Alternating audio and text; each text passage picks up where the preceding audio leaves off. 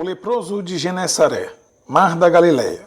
O primeiro encontro entre Jó e Barzilai não foi bom. Barzilai era um comerciante que enriqueceu revendendo peixes no principal entreposto da cidade.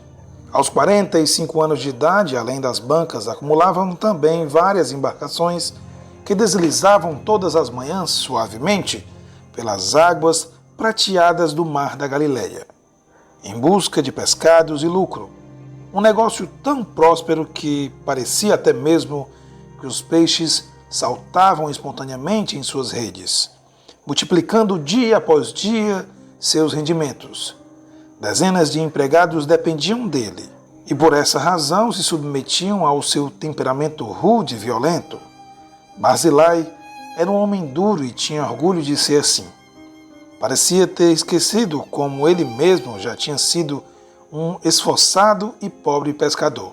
Agora estava bem mais confortável no papel de gestor rico e arrogante, um snob comerciante que se valia do desespero e da falta de empregos na região. Ambicioso que era, não media esforços para lucrar, cada dia mais com a farta e barata mão de obra local. Foi numa manhã após a pescaria que Jó lhe apareceu pela primeira vez. Vagavam pelas areias que margeavam o lago de Genesaré. Barzilai e seus funcionários, como de costume, estavam na casa de secagem. Lá separavam a pescaria em cestos graúdos que seriam vendidos no centro da cidade e vilarejos próximos. Jó surgiu com seu grupo segurando um bastão, improvisando com um sino na ponta que lhe servia de apoio e alerta de sua desgraça condição. Leproso, abra um caminho! Há leprosos chegando, anunciava. A mão esquerda e o rosto, ambos carcomidos pela doença, causavam repulsa aos que o olhavam mais de perto. Jó era um homem envelhecido pela idade e principalmente pela terrível aflição de ser um leproso naqueles tempos. Aos 55 anos, não lhe restava alternativa a não ser contar com a caridade alheia. Por isso, ao perceber o grupo de pescadores naquelas areias, pensou em pedir um bocado de peixe para o mantimento de sua comunidade de excluídos. Homens que, tal como ele, sofriam da pior enfermidade que alguém poderia sofrer naqueles tempos áridos. Um mal tão cruel que vagarosamente se alastrava pelo corpo, embranquecendo e depois avermelhando a pele, tal como uma queimadura de fogo. Depois, úlceras rompiam a pele. A começava pelas extremidades, pés e mãos.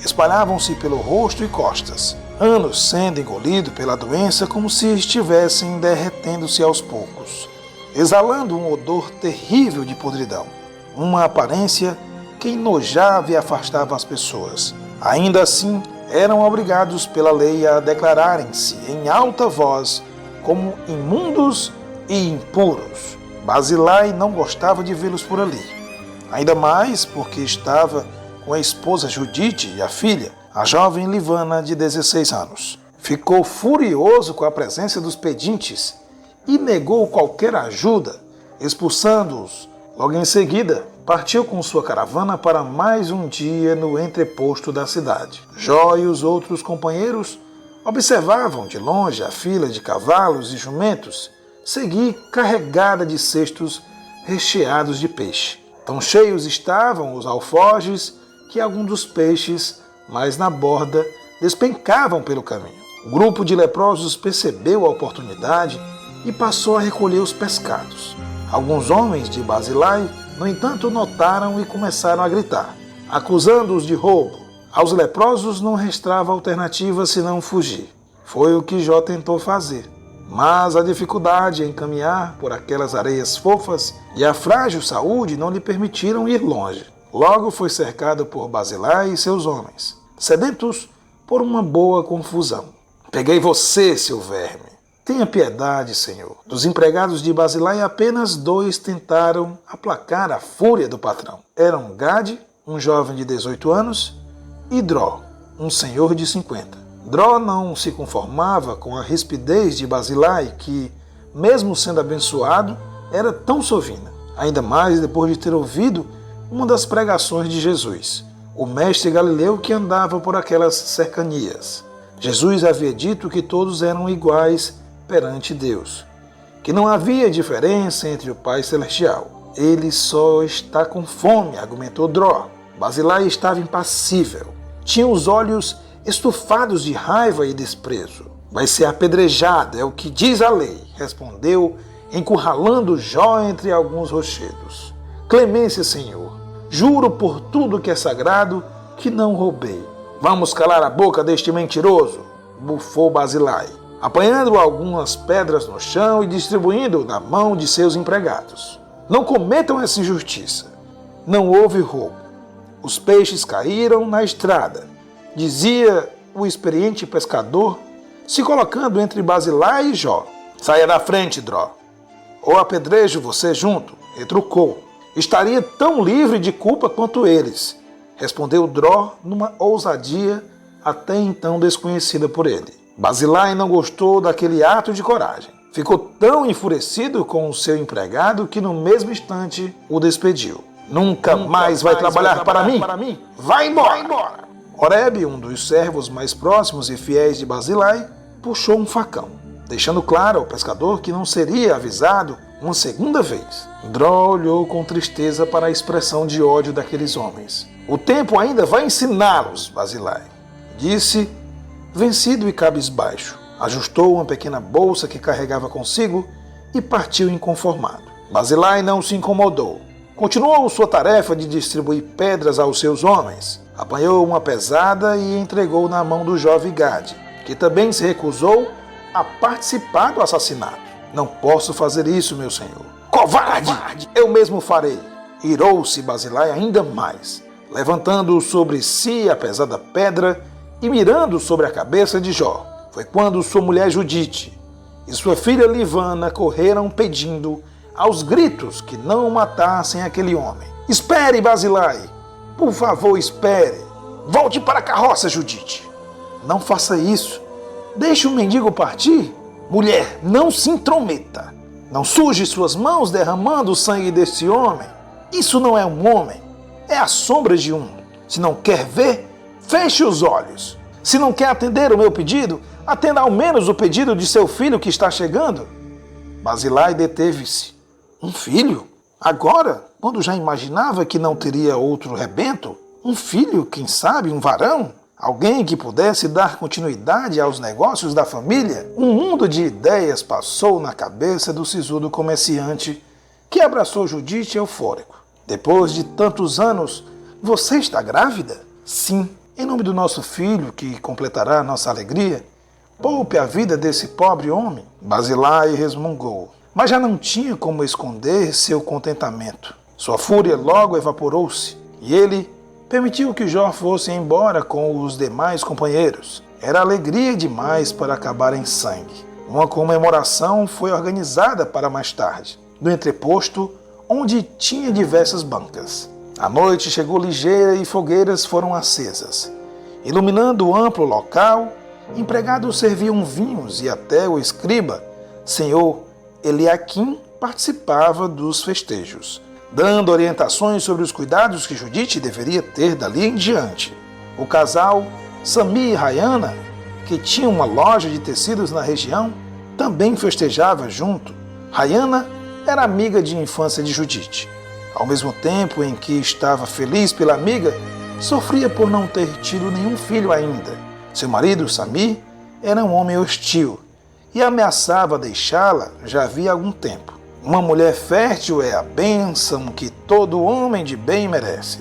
Como queria que você me desse essa satisfação, Rayana reclamava diante de uma encabulada Judite. Quando estava só, apenas ao lado do amigo Basilai, era ainda mais contundente em suas críticas. Dizia que a esposa era seca por dentro, tal qual uma macieira sem maçãs, uma harpa sem cordas. De que serve um instrumento que não produz som?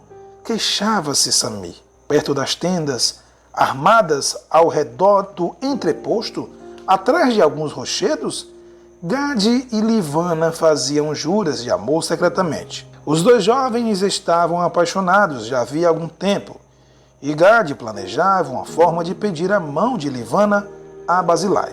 Ela, porém, sabia que o pai jamais permitiria que se casasse com alguém que não fosse rico e de família tradicional.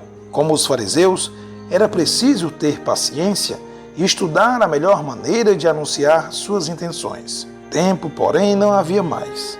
Alertado por Oreb, que havia flagrado o jovem casal alguns minutos antes, Barzilai os surpreendeu de mãos dadas. Livana tentou acalmar o pai, mas o comerciante foi direto a Gade. É com esse filhote de rato que quero falar.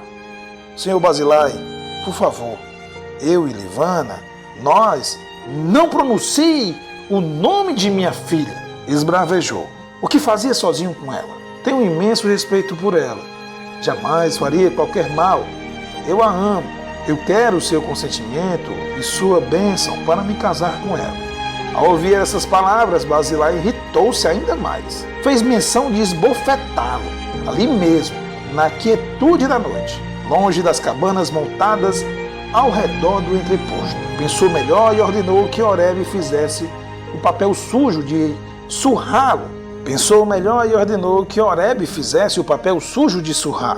Uma rã não se casa com um pássaro. Minha filha pode se unir aos filhos das maiores famílias. Olhe para você, pescador. Não quero você próximo aos meus barcos, e muito menos de minha filha. Dito isso, partiu levando Livana inconsolável pelos braços.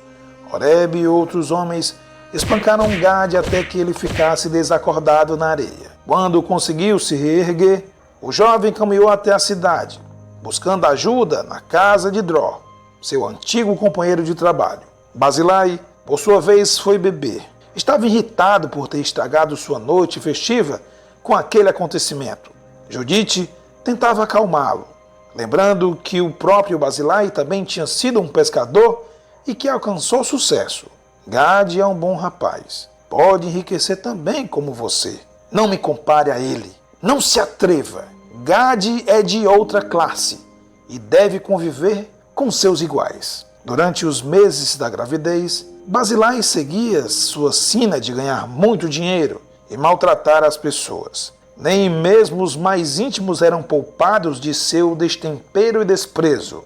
Foi o que aconteceu quando soube que Rayana havia sido expulsa de casa por Samir, que não suportava mais a sua esterilidade. Judite estava enternecida com a situação e propôs ao marido acolher a amiga na ampla residência deles. Não posso recolher uma mulher repudiada em minha casa, respondeu secamente, enquanto bebericava uma taça de vinho e comia algumas frutas. Ela é minha amiga desde a infância.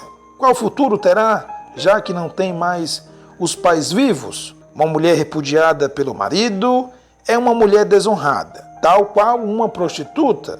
Não vou acolhê-la debaixo do meu teto. Não temos nada com isso. Mande ela embora. Judite, não admito impurezas em minha casa. Cabisbaixa e envergonhada pela grosseria do marido, Judite separou alguns mantimentos e um pequeno jumentinho. Entregou tudo à amiga e desejou-lhe sorte. Barzilai não se importava. Estava ansioso apenas pela chegada do seu filho, atento aos múltiplos negócios e com fome, muita fome, foi até a bacia. Dobrou as mangas de sua roupa e lavou as mãos com cuidado, como era de costume. Foi quando percebeu algumas manchas vermelhas no braço. O comerciante se assustou com a imagem que via. Não havia sentido nada estranho nos últimos dias, nem se queimado ou machucado durante seu trabalho. Pensou algumas possibilidades e acabou por não dar muito valor àquela ferida.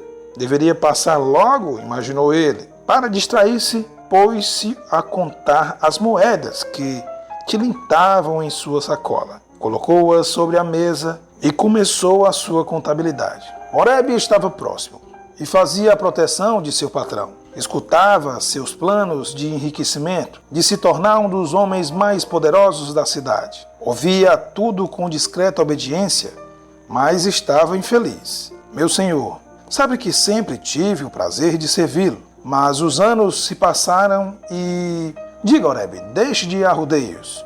O que quer? Sonho em ter meus próprios barcos, em ser um homem livre, Se for de sua vontade, é claro. Basilai soltou uma gargalhada que constrangeu Oreb. Bem que eu gostaria que você fosse um servo como os outros, Oreb. Mas essa não é a realidade. Você é um estrangeiro, um prisioneiro de guerra. Querer ser livre é um absurdo para um homem como você. O empregado engoliu o desprezo com sequidão. Baixou a cabeça com os olhos marejados de lágrima. Até para um servo rude como Oreb, as palavras de seu senhor eram duras demais, mais pesadas que os socos e pontapés que costumavam desferir a quem se atrevesse a contrariá-lo. A conversa foi interrompida com os gritos de Livana. Era sobre a mãe Judite. Havia chegado o momento do nascimento do bebê. Basilai e Oreb foram até a cidade, em busca do escriba Eliaquim. Queriam o religioso por perto para abençoar a criança. Num dos cômodos, a parteira preparava panos limpos e água e ajudava Judite a controlar as contrações que se tornavam cada vez mais doídas e longas. Após algumas horas, um choro agudo e comprido pôde ser ouvido. Basilai e o escriba entraram no recinto e encontraram a mãe com o bebê em seu colo ao lado de Livana. Estava especialmente emocionada. Ele chegou. O menino que você tanto queria. O comerciante chorou junto. Ver o menino o encheu de sonhos e emoções. Seu nome será Uri, minha luz, disse Basilai, aproximando-se da cama e desdobrando as mangas para segurar o filho no colo. Eliaquim assustou-se com o que viu. A pústula no antebraço do Basilai havia aumentado consideravelmente e estava agora bem arroxeada. Não toque na criança, ordenou, apontando com ojeriza para o braço do comerciante, num tom de voz que jamais tinha se dirigido a Basilai. Isso aqui não é nada. Deve ser alguma pancada que dei. Mentira! Isso é lepra, cravou o escriba, ainda atônito com o que via. Judite puxou a criança contra o peito, protegendo-a. Os empregados que estavam mais próximos se afastaram enquanto Basilai tentava se defender. O senhor Eliaquim está errado. Não sou um amaldiçoado. Meu corpo é puro, assim como minha alma. Eliaquim o olhou com desconfiança. Então, mostre seu corpo. O comerciante fez-se confiante. Levantou a túnica, exibindo o peito nu e limpo de qualquer marca. Veja, sou protegido por Deus. Sou homem puro, repetia, exibindo-se aliviado. Livana, que estava por detrás, no entanto, soltou um grito horrorizada. Suas costas! Suas costas! Haviam sinais evidentes nas costas da doença que começava a se alastrar. Vá embora. Não toque em nada, em ninguém. Você está condenado, leproso. Impuro! Saia daqui! Ordenou o escriba, rasgando as roupas de Basilai.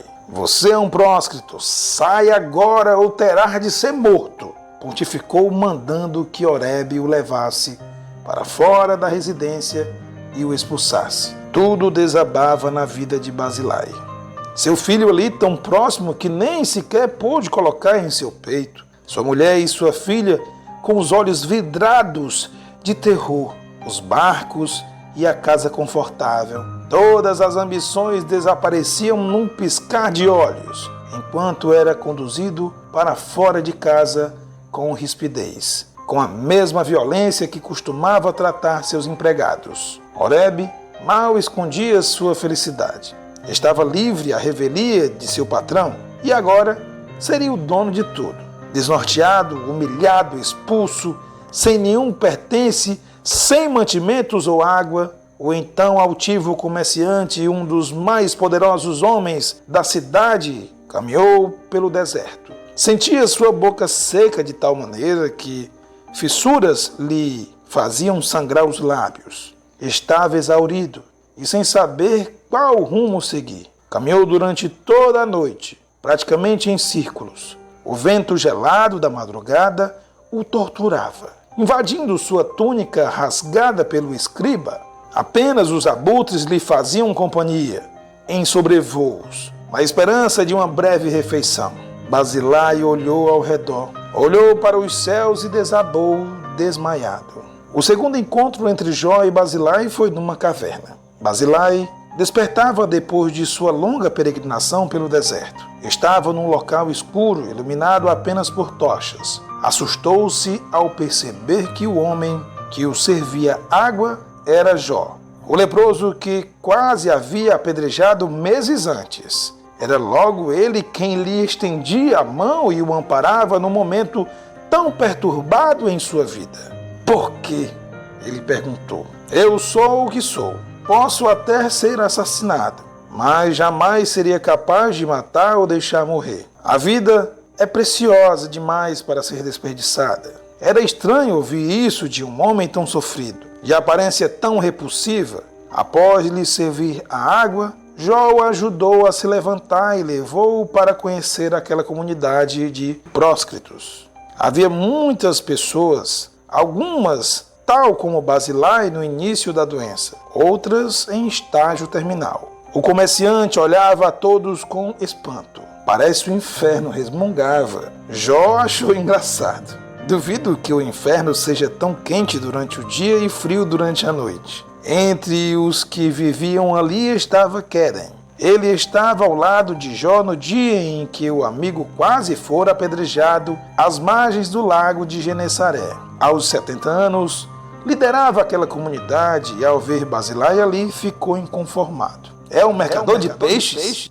Ele quase matou você, Jó? Vamos dar um fim nele, sugeriu.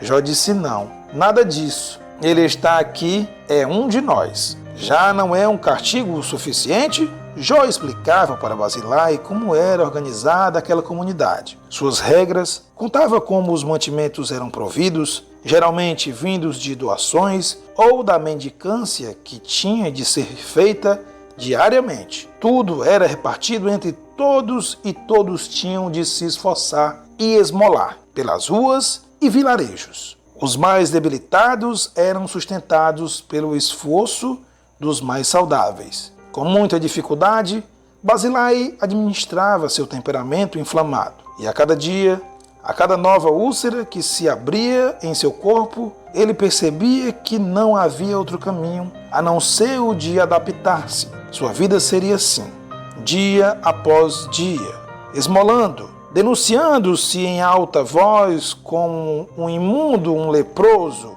vendo as pessoas lhe atirarem pedras e paus pelo caminho, fecharem seus olhos ou, pior, o mirarem com espanto e desprezo.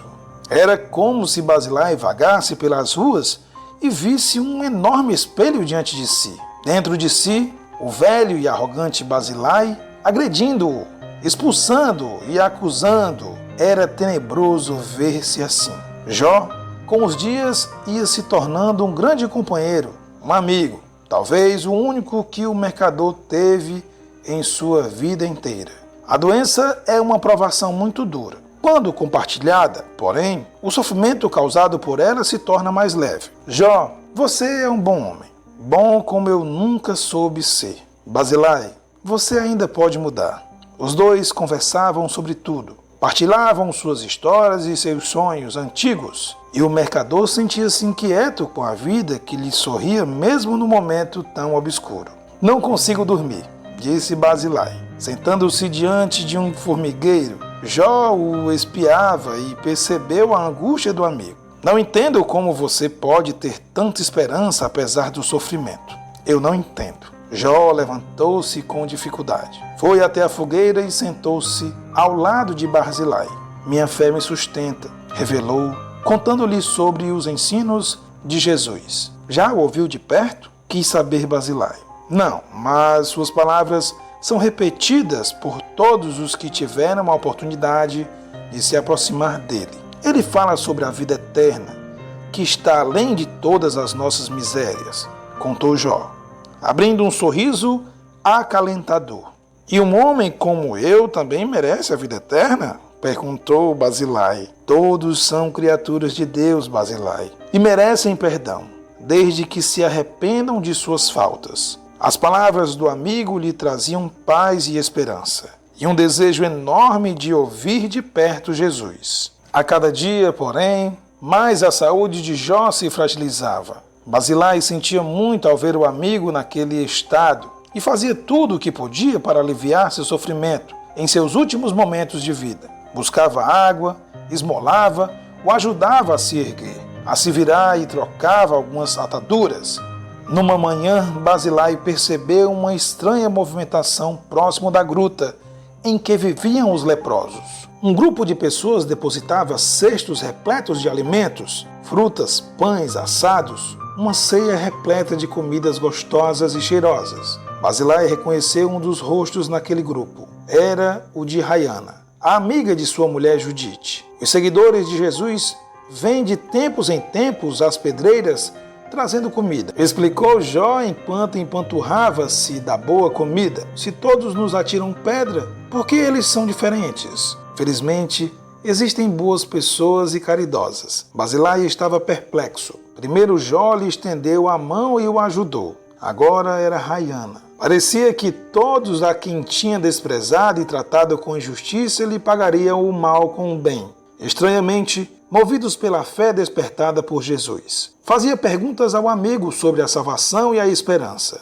e ouvia as explicações de Jó, que com dificuldades, devido ao seu estado frágil de saúde, dizia que até o último suspiro era tempo de se arrepender. Basilai ficou por um tempo absorvido por aquelas palavras, e ao tentar servir água ao amigo, percebeu que estava inerte, com a cabeça recostada sobre uma pedra. Jó estava morto. Uma tristeza lhe cortou a alma. Ajoelhou-se, beijou suas mãos e disse baixinho e com lágrimas nos olhos: Meu amigo, agradeço do fundo da minha alma por ter sido quem você era e por fazer de mim o que agora eu sou.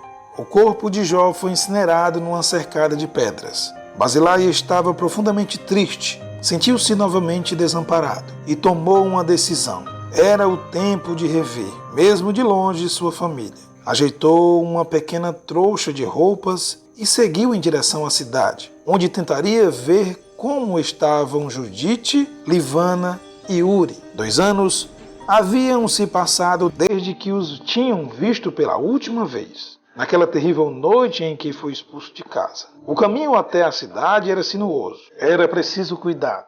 Ser flagrado sozinho em meio à multidão iria lhe custar a própria vida. Basilai sabia dos riscos que corria. Por isso, tratou de esconder bem a face, de cobrir todos os ferimentos que o denunciavam como leproso. Trilhou por caminhos pouco usados. Esgueirou-se até ver o portão da cidade e toda a movimentação. Sentiu saudades de quando estava por ali de cabeça erguida. Agora era preciso esconder-se por detrás de carroças, entre os carregadores, debaixo de um capuz. Mesmo assim, seguiu adiante. Nas ruas de comércio, olhava tudo com curiosidade. Foi quando percebeu os seus antigos funcionários, Dró e Gad, que vendiam peixes numa barraca e emocionou-se ao ver, perto deles, brincando o pequeno Uri.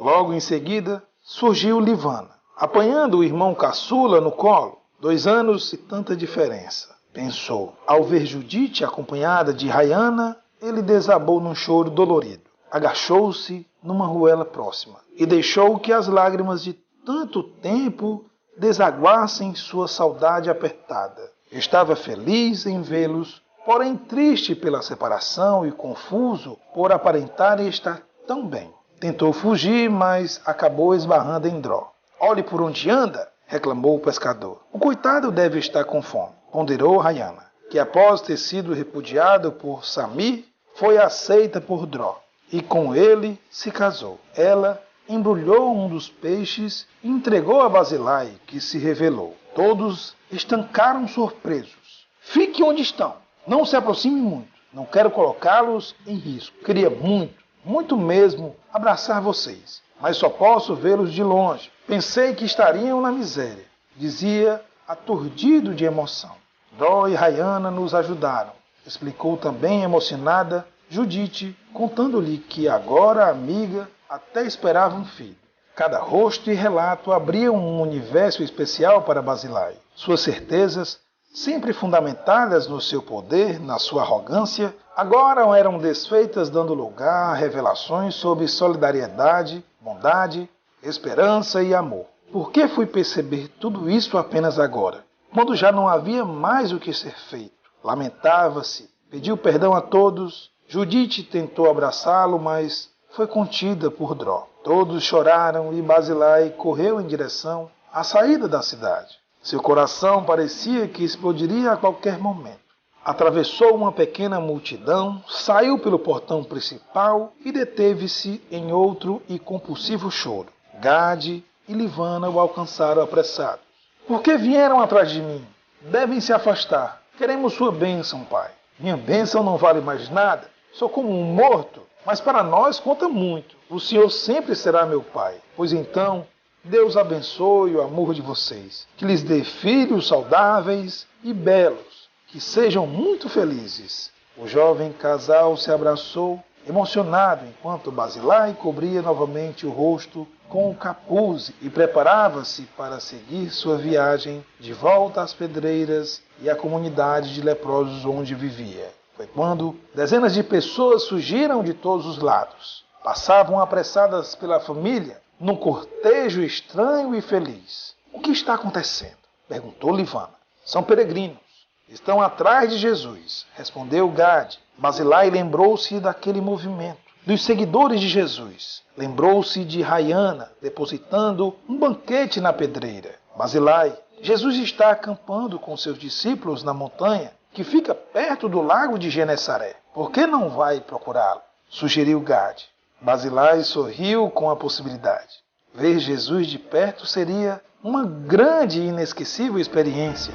Decidido, ele seguiu para lá. Encontrou Jesus falando a uma enorme multidão. Estava sobre uma pedra, no centro das paredes rochosas e cercado por muitas árvores. Era um cenário de paz. A voz do mestre parecia dançar pelas cortinas de pedras, reverberando e alcançando até os que se posicionavam mais distantes, como o próprio Basilai, que se esforçava para não ser percebido. Bem-aventurados pobres de espíritos, porque deles é o reino dos céus. Bem-aventurados os que choram, porque eles serão consolados. Bem-aventurados os mansos, porque eles herdarão a terra. Bem-aventurados os que têm fome e sede de justiça, porque eles serão fartos. Bem-aventurados os misericordiosos, porque eles alcançarão misericórdia. Bem-aventurados os limpos de coração, porque eles verão a Deus. Bem-aventurados os pacificadores, porque eles serão chamados filhos de Deus. Bem-aventurados que sofrem perseguição por causa da justiça, porque deles é o reino dos céus. Bem-aventurados sois vós quando vos injuriarem e perseguirem, e mentindo disserem todo mal contra vós por minha causa. As palavras ditas por Jesus causavam uma revolução no coração de Basilai.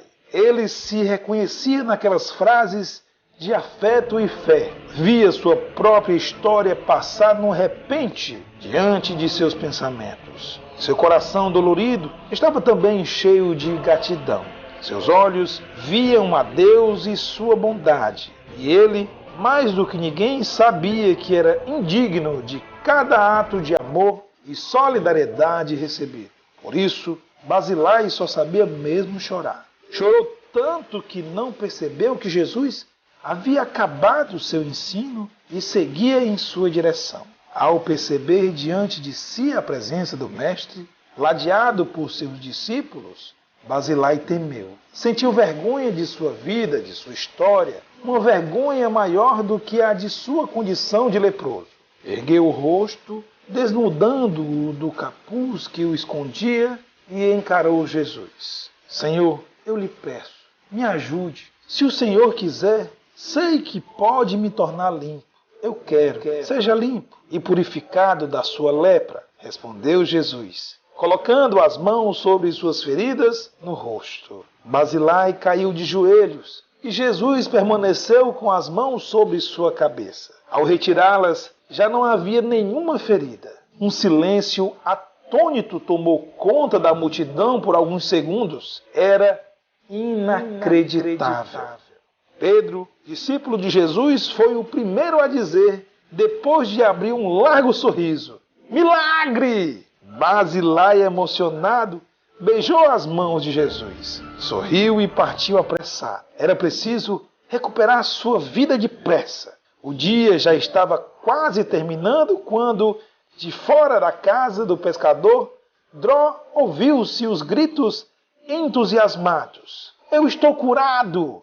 Jesus tocou em mim, tornou-me um homem limpo. A família correu em direção à entrada da residência e encontrou Basilai limpo, sem nenhum sinal de lepra. Fui à sinagoga. O Senhor Eliaquim reconheceu minha cura. Posso retomar minha vida, dizia ofegante. Ele beijou Livana, abraçou e beijou Gade, Dró e especialmente Judite. Apanhou o pequeno Uri pela primeira vez em seus braços. Afagou-o e o beijou seguidas vezes. Jesus havia lhe dado uma nova e purificada vida. Agora, sem o coração pesaroso, sem a soberba que o enfeava, Basilai queria dividir tudo com os mais necessitados. Queria restituir a quem fizera mal. E mais do que tudo, anunciar que Jesus era o Filho de Deus que desceu dos céus à terra para salvar todos os que nele crê.